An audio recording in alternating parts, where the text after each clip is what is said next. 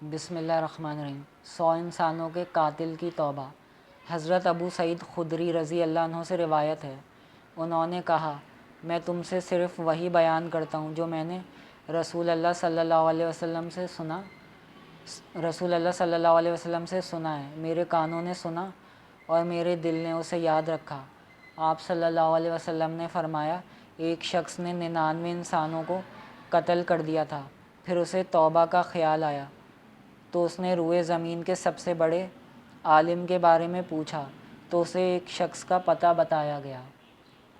صحیح مسلم کی روایت میں یہ الفاظ ہیں کہ اس نے جب زمین کے سب سے بڑے عالم کے بارے میں پوچھا تو اسے ایک راہب کا پتہ بتا دیا گیا، اور صحیح بخاری میں ہے کہ وہ ایک راہب کے پاس چلا گیا۔ حافظ ابن حجر رحمۃ اللہ علیہ فرماتے ہیں کہ معلوم ہوتا ہے کہ یہ واقعہ عیسیٰ علیہ السلام کے آسمانوں پر اٹھائے جانے کے بعد کا ہے، کیونکہ قرآن مجید میں مذکور ہے کہ رہبانیت کو عیسائیوں نے آپ علیہ السلام کے آسمانوں پر اٹھائے جانے کے بعد ایجاد کیا تھا۔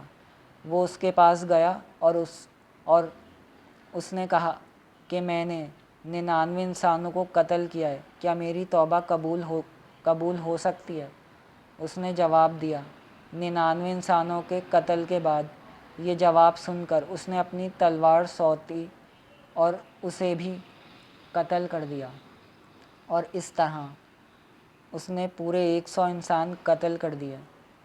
اسے پھر توبہ کا خیال آیا تو اس نے روئے زمین کے سب سے بڑے عالم کے بارے میں پوچھا تو ایک شخص کا پتہ بتایا گیا۔ یہ اس کے پاس گیا اور کہا، میں نے 100 انسانوں کو قتل کیا ہے، کیا میری توبہ قبول ہو سکتی ہے؟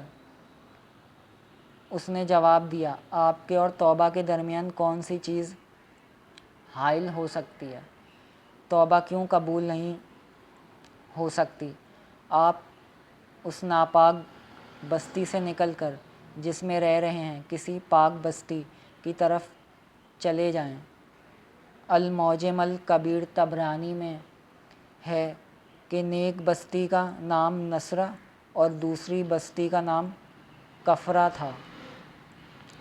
فلاں بستی میں چلے جائیں اور اس میں اپنے رب کی عبادت کریں۔ پس وہ شخص اس نیک بستی کی طرف چل دیا، مگر ابھی راستے ہی میں تھا کہ اسے موت کا پیغام آ گیا۔ اب رحمت اور عذاب کے فرشتوں نے اس کی بابت جھگڑا شروع کر دیا۔ ابلیس نے کہا، میں اس کا زیادہ حقدار ہوں، کیونکہ اس نے کبھی لمحہ بھر کے لیے بھی میری نافرمانی نہیں کی تھی۔ رحمت کے فرشتوں نے جواب دیا کہ اب یہ توبہ کر کے اس بستی سے نکل آیا ہے۔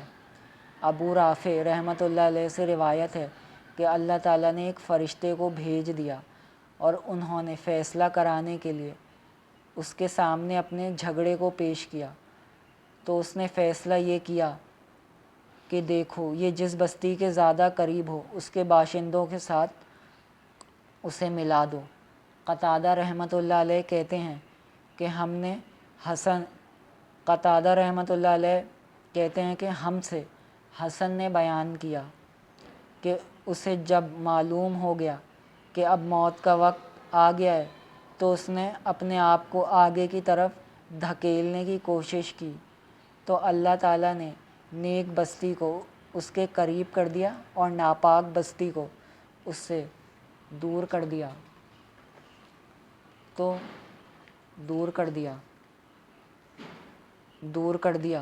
تو فرشتوں نے اسے نیک بستی کے باشندوں میں شمار کر دیا۔